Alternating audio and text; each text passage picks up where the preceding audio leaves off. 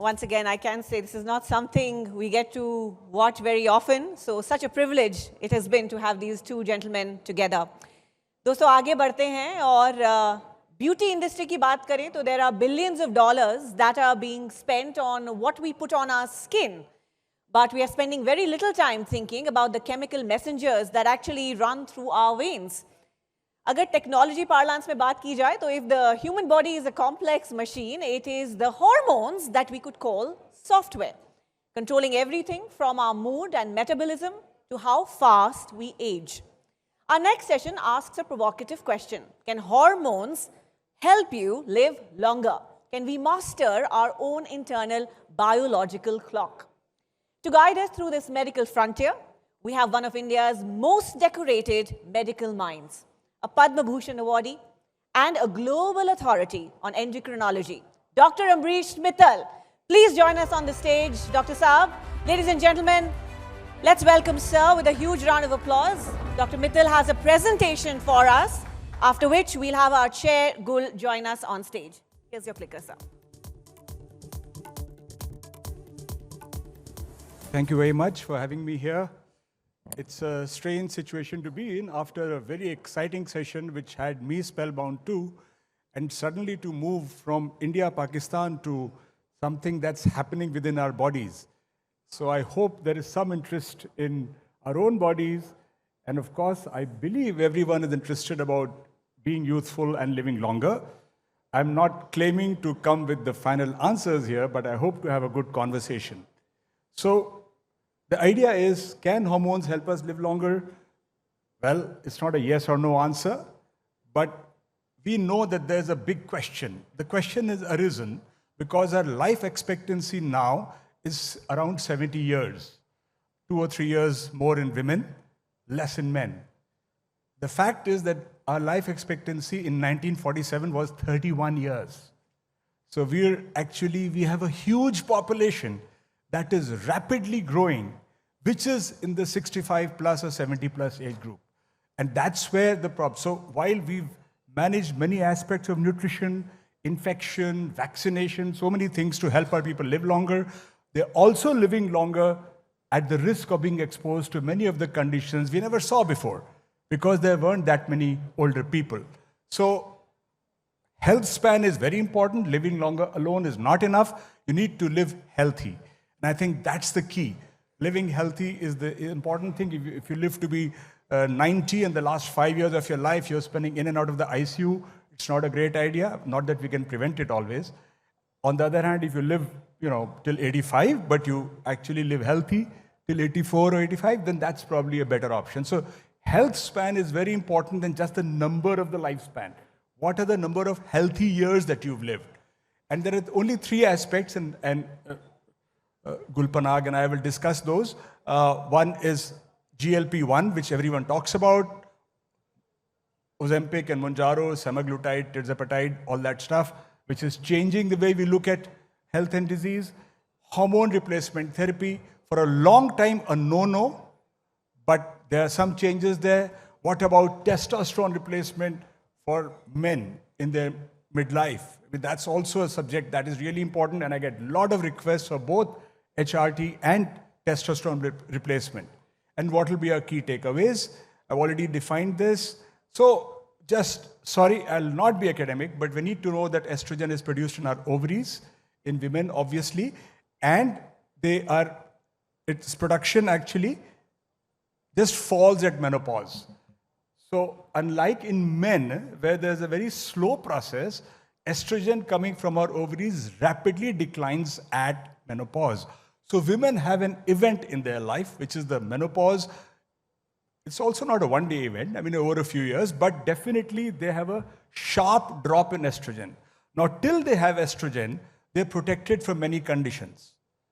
Even heart disease is far lower in women, and one of the reasons they are thought to live a little longer than men is the estrogen that they live with. So, but unfortunately, fortunately, the way nature designed is that there is a sharp drop and it goes to 0 almost at menopause. So this is important to understand. The other important part is that can we do anything about it? It's a natural human process. Why should we interfere with that? Well, there has always been an attempt to use estrogen in women who are at menopause. Does it make sense?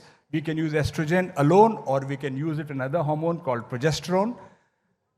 But there is no doubt that not all menopausal women are the same. Some have a very difficult time with symptoms, with hot flashes, with night sweats, and we keep getting these requests for treatment. And clearly, estrogen is the only thing that really works there. So if you have a sharp drop in your estrogen accompanied by these symptoms, estrogen may be the answer for you. Mood changes, sleep, all these things can respond to estrogen, which means for a few years that you use it, around menopause, you may have a decline in these symptoms, or actually quite a dramatic response in these symptoms. There are other things that women often look at, cosmetic things which we're not discussing now, maybe we'll have it in the panel. But very importantly, the reduction in osteoporosis. Now, some of us, when I started working in this field 25, 30 years ago, no one spoke about osteoporosis. India में नहीं होता है, ऐसे कुछ नहीं है, osteoporosis क्या होता है. But we realize that it's quite common in India. All of you, if you scratch your brains, think of elderly people in the family, would have had somebody who's had a hip fracture or, has been bedridden because of fracture. Think of people in their 70s and 80s. It's not uncommon at all. It's quite common in India. And estrogen clearly protects the bone. The moment our estrogen level goes down at menopause, calcium leaks out from our bone. So that's another area where there's not too much controversy about estrogen. But there are other things. It's not that simple. Otherwise, we would all be there. The important part is that when you use estrogen, you're also worried about side effects. The side effects which will be discussed are in a particular, the whole phobia about estrogen is linked to breast cancer. Uterine cancer is managed, but breast cancer can be a huge phobia, and we'll discuss that. Also, the fact is that if you use estrogen in younger women,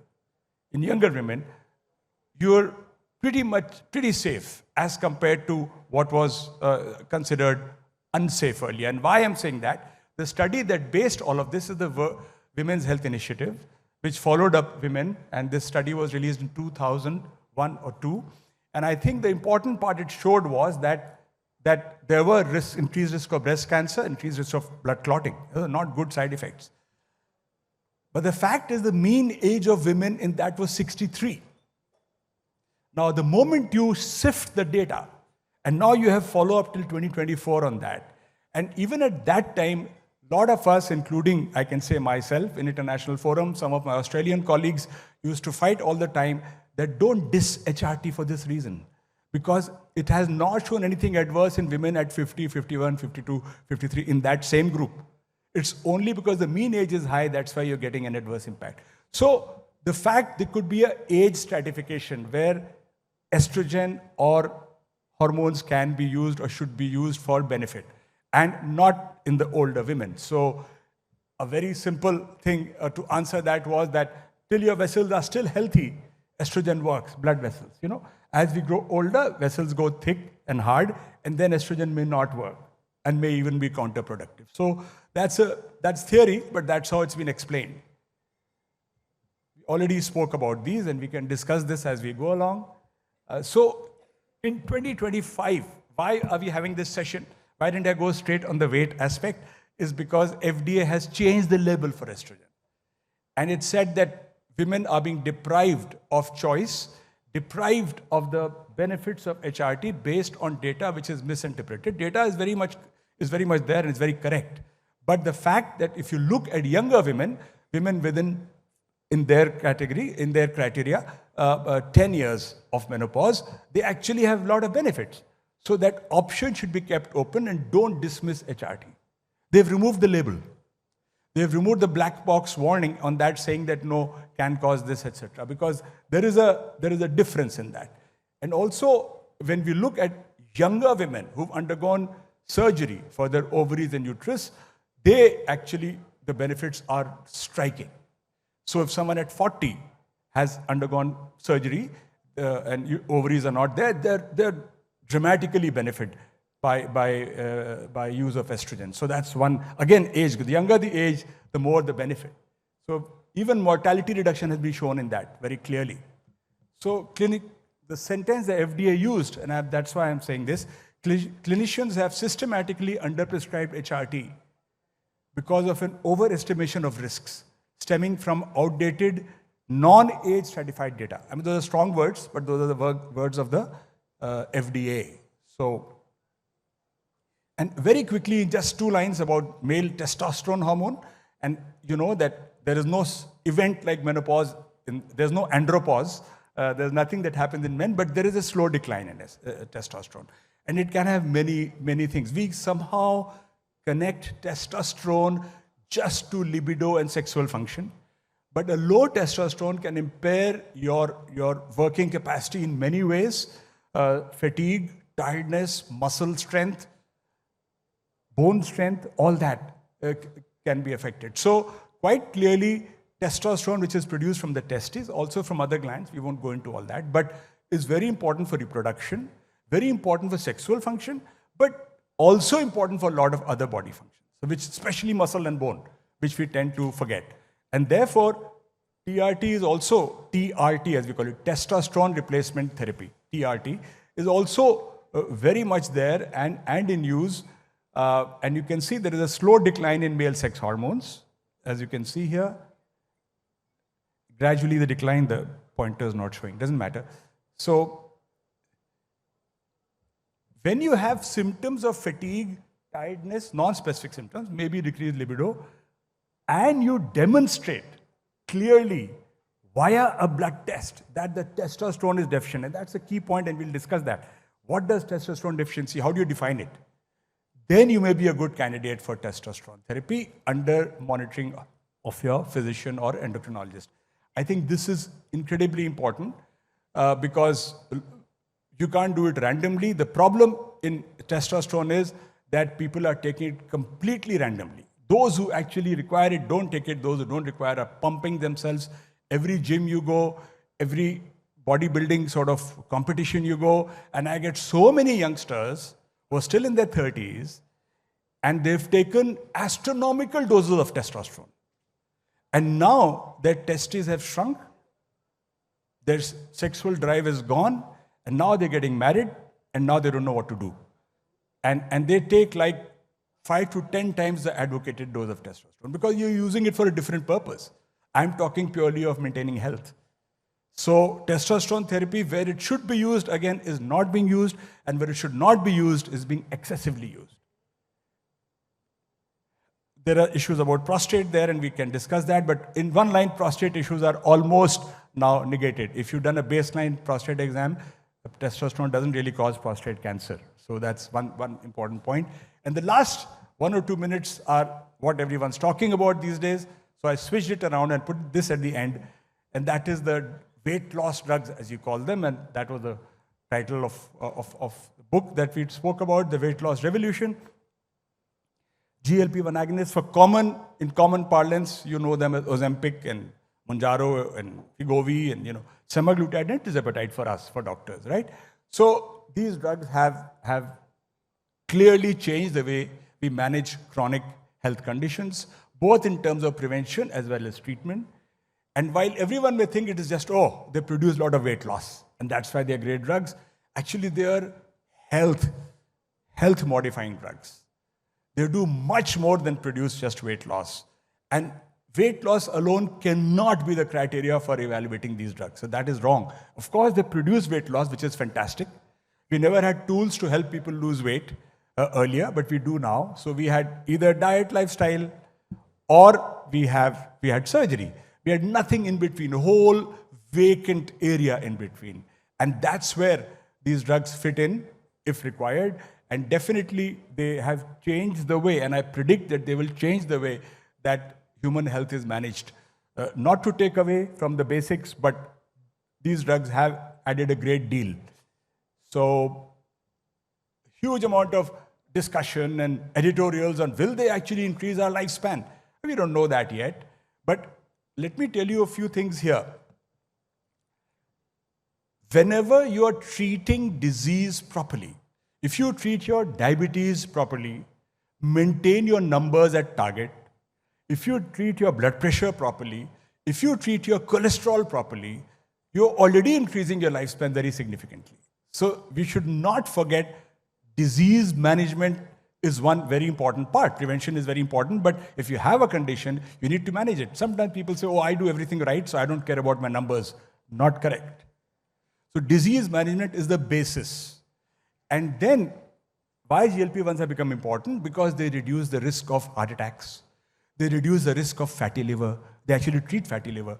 They reduce the risk of kidney progression, kidney disease progression. So it's all of that that we are looking at, and that's where longevity talk, not just the weight going down, which is what has taken the world by storm, and people injecting themselves and managing all kinds of stuff. So that is the major question. All these things we've discussed, these three aspects, all have side effects. All you need to understand the side effects, talk to your doctor, do it under medical supervision always. So this is a picture, and I'm ending here, which I took on my morning walk last Sunday, I think. This Sunday it looks difficult because tomorrow is a meeting also. But this is right outside my house, and these are so the sun at this time seems delightful. February sun in any case is good. This is a phenomenon called komorebi in Japanese, where the sunlight comes through the trees. And isn't it wonderful? Same sun, you go out at 12 noon and you'll say, oh my God, what is this? So the thing is, everything depends on the timing. And everything depends on how you do it. If you do things at the right time, the right way, you will get a lot of relief. If you do them at the wrong time, you may face a lot of difficulty. I don't think I'll go on further. I'll now open it up for discussion. I think Ms. Panag would probably take it forward.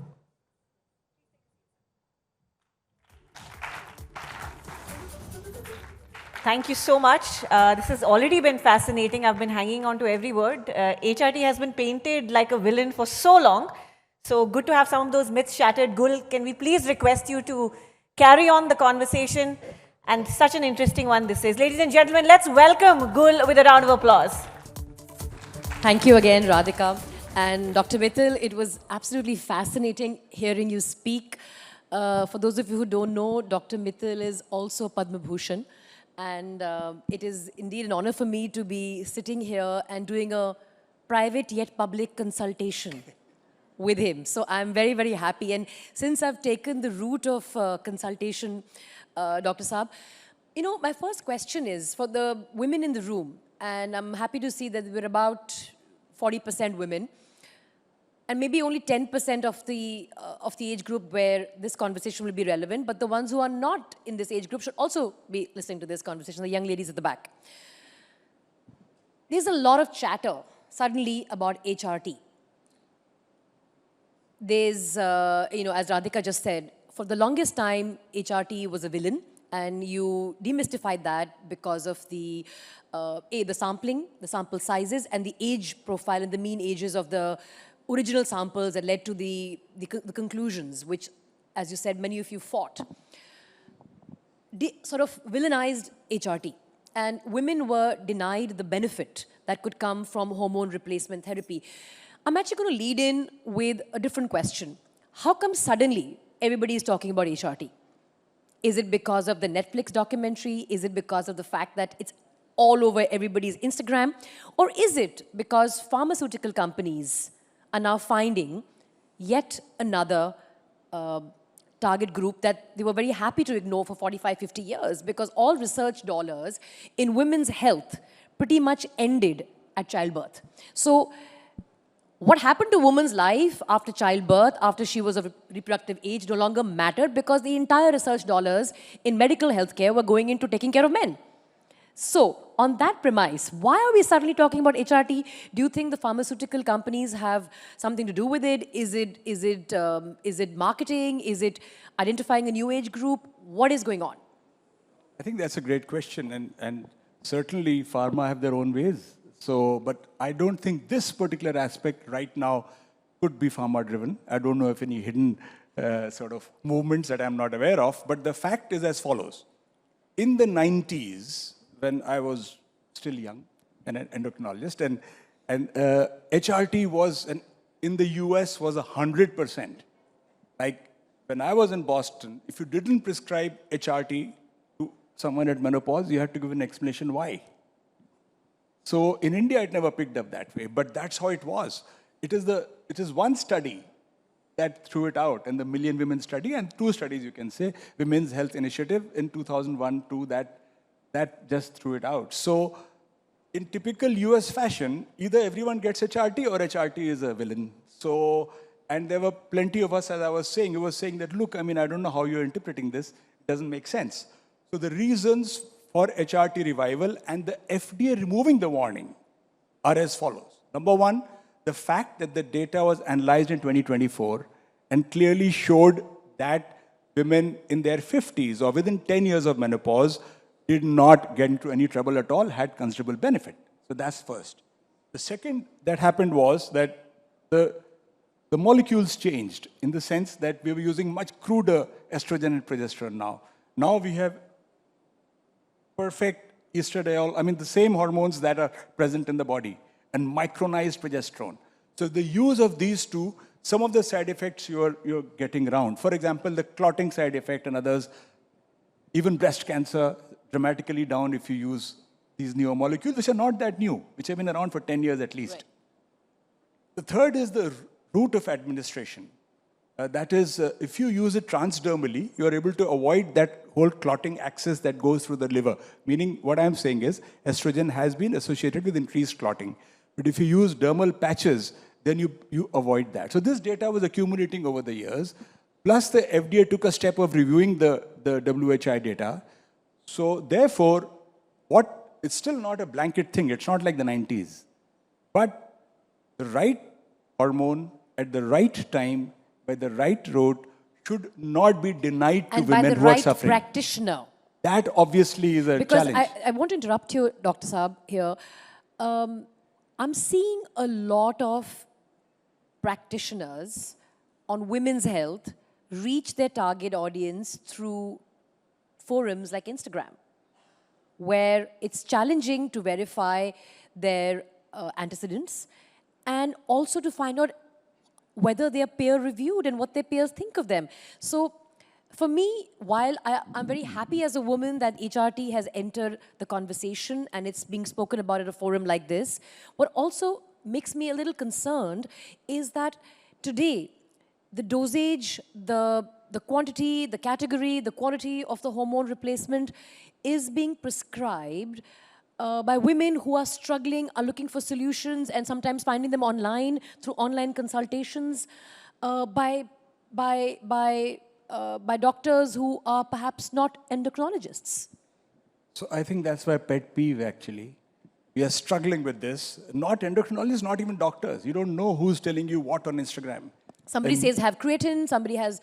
I mean, apart from the hormone bit. Yeah, but everything. The not knowing the physician who's prescribing this to you just because you're so desperate to find some solution to your challenges. You know it's so challenging for women to navigate this phase of their lives, perimenopause Absolutely. and menopause, that any help seems like help, and then it comes in the form of I don't want to use the word quack, but it comes in the form of pop support. So I think by it's Instagram. quackery. I mean, you're being kind. I think it's just plain quackery. I think it's illegal. It shouldn't even be done. And you've seen China has, for example, now tried to, I mean, China is different, of course, tried to regulate even those who give nutrition advice on Instagram, and also definitely health advice. You need to, otherwise you can be hauled up. So what I'm saying is that yes, Instagram and such social media channels, which are actually very good for disseminating information, but the ability of the reader to distinguish is very limited. So I'll add one point here. Number one is all the 3 drugs we're going to talk about, all 3 should be prescribed ideally by trained endocrinologists, if not by a senior physician or gynecologist. We're still talking about HRT. HRT, testosterone, We'll and come back to that. I GLP-1. just want to But just all of them, isolate all of HRT them, for the yeah. moment. So all of them have to be prescribed by them.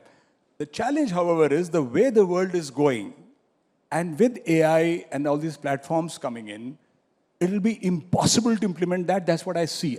I keep saying it has to be implemented, regulation. But I think it's going to be increasingly, I'm just sharing this, I mean, I don't know. It's going to be increasingly hard for people to implement strict regulation in medical. So we will have, as specialists, as doctors, to come out with simpler algorithms take away the complexity and say, okay, these are the criteria by which, people can still go ahead with HRT with just a physician or maybe, whatever. Whereas, if anything more than that, you need to see an endocrinologist. I mean, I'm just saying, this is the way my mind is working because it's impossible to keep up with the information that patients bring these days. Yeah. I'm going to come back to regulation in a bit, but very quickly, I want to address the elephant in the room, the red carpet elephant, the fact that today you're seeing that GLP-1 drugs have moved from diabetic clinics to red carpets, where when a metabolic drug becomes a lifestyle drug, does medicine lose control of the narrative? Yes, it already has. It already has. And should healthy people just wanting to take a shortcut to looking better be using GLP-1 drugs purely for aesthetic longevity? Well, absolutely not. Maybe I sound like an old fogey, but no. I mean, that's not the way it's supposed to be. These are drugs that were developed for diabetes, but are also very good for weight loss. Because weight loss in order to achieve better health, physical parameters and better health. Yes. Defining obesity as a disease, which the WHO did in 1997. Above particular cutoffs of weight, obesity is labeled as a disease. So you treat a disease, right? And then you need medication, you take medication from your doctor. That's it. As far as we are concerned, it is not an aesthetic drug, but it's already out of control. You're absolutely right. And it is a challenge to control these things. But the fact is that when you're treating someone with GLP-1, you're controlling their blood sugar, you're treating their fatty liver, you're protecting their heart, you're protecting their kidney disease progression. But to do that, there's always a risk-benefit ratio. For someone to lose a few kilograms, 3 or 4 kilograms before her daughter's wedding, or this lady who I saw just last week, who is all of 45 kilograms. And she wants to be 42 because she was that in college. She's now 50.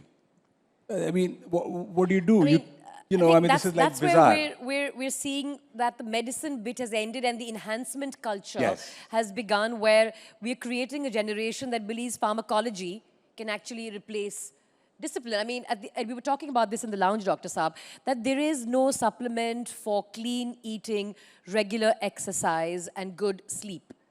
These are the lifestyle choices we need to make, not maybe choose pharmacology, which is now the new replacement for disciplined lifestyle. So there are two aspects to that. Number one, when you talk of longevity, the best hacks are the same that we were told from childhood. Eating healthy, exercising regularly, sleeping well, not smoking, no alcohol, and of course, reducing your stress as much as you can. Trying to maintain an ideal body weight. These are the lifestyle hacks. Probably you are the best example of that. So these are the lifestyle hacks that won't change. We are looking at the fact that some people cannot control their cravings genuinely. One of the challenges I have is that, and I'm sure she's not like that, but people who are like Gul actually look at every fat person with a certain degree of disdain and khata bahut hai, aise hi bolte hai, willpower nahi hai. But that blaming has to go because some of them genuinely have a problem. They have a problem in their brain wiring. They cannot control their cravings, and that's why these drugs are so successful. So you spoke about hacking, Dr. Saab. Is biohacking real? I mean, can you biohack and become a more youthful version of yourself at 60 than you could potentially have been, let's say, 20 years ago today? I mean, for a fact, I think the way we see aesthetics today has changed dramatically. Today's 60-year-olds are not the 60-year-olds of 20 years ago. So, is biohacking a reality? And is being able to use hormones to supplement your lifestyle, in whether it's HRT or it's GLP, a part of biohacking? I suppose yes. But I don't agree with it, but I do think yes, because that's what is happening. As I said, I am conservative in this. I'm a big user of GLP. Reasonable. But you won't give me a GLP pen, even if I'm your friend and I befriend you. No. It's all my friends who are creating problems for me, or their wives, because they want to get into their, So only the wives want to look better, the men are happy with the way they look. Men are actually not very bothered. Sometimes I find men who will come and say, you're 120 kilograms, you need to do something. I'm quite fine. I feel fine. I don't feel anything. They would rather go for TRT. That's a separate story. Yeah, but I want to There- hear that yes, very there- quickly. there, So they're of okay course. with being 120 So kgs, but they that would doesn't rather bother go them. for testosterone replacement therapy as a shortcut, right? So it's instant gratification world where you don't want to exercise, eat right, sleep well, abstain from the things that could damage your body, but want quick results through GLPs. And similarly, you don't want to lose weight, but I'll take TRT. So again, if you use it in the wrong person, TRT, testosterone is not a great drug, but it is an amazing molecule which gives us a lot of power to help our patients who are truly deficient. So one example, and you hit the nail on the head when you're saying, even when you treat people with GLP and if they lose a lot of weight, their waist goes down, then testosterone also improves actually. So testosterone is also linked to our metabolic health. But keeping that aside, there are still a very substantial number of people, maybe 20% in some studies, who in their midlife, men, who have fatigue, tiredness, loss of libido, loss of interest in everything, and when they measure their testosterone, which has to be measured at 8 a.m. in a fasting state by a particular technique, sorry to be technical, but it has to be like that, otherwise you get all wrong results. If it is low and you have these symptoms, it can really help you. So nothing wrong with that. Preserve your muscle. You know, Indians don't have muscle mass. We can do strength training. So of course, that is a given. So this is an important point for both these things, which you said. And I missed emphasizing that.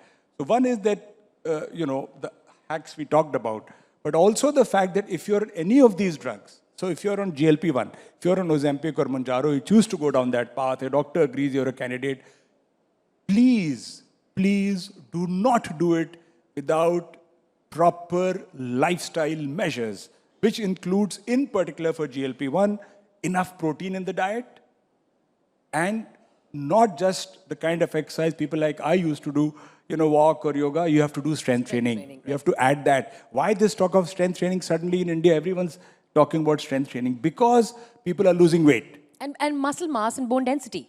Absolutely. So because people are losing weight now, you lose weight. So if you're 100 kilograms, let's say someone is 100 kilograms, and you become 80 kilograms with the help of GLP-1 drugs, you lost 20 kg weight, fantastic. You're feeling better, your sugars are fine, everything is good.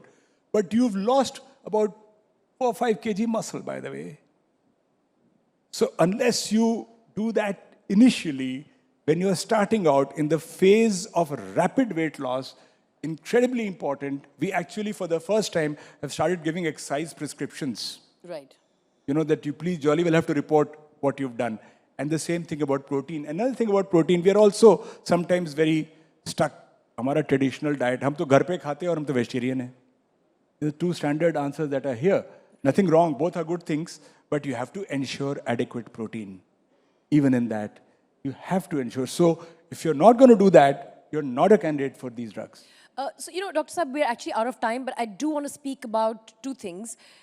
Regulation, and we'll do that in 1 minute, and then I have a quick rapid fire where you're only allowed to answer in 10 seconds. But regulation, the promise of eternal youth is that scientifically honest and commercially seductive. And we regulate food labels, we regulate drugs for disease, but should there be clear regulatory category for enhancement medicine?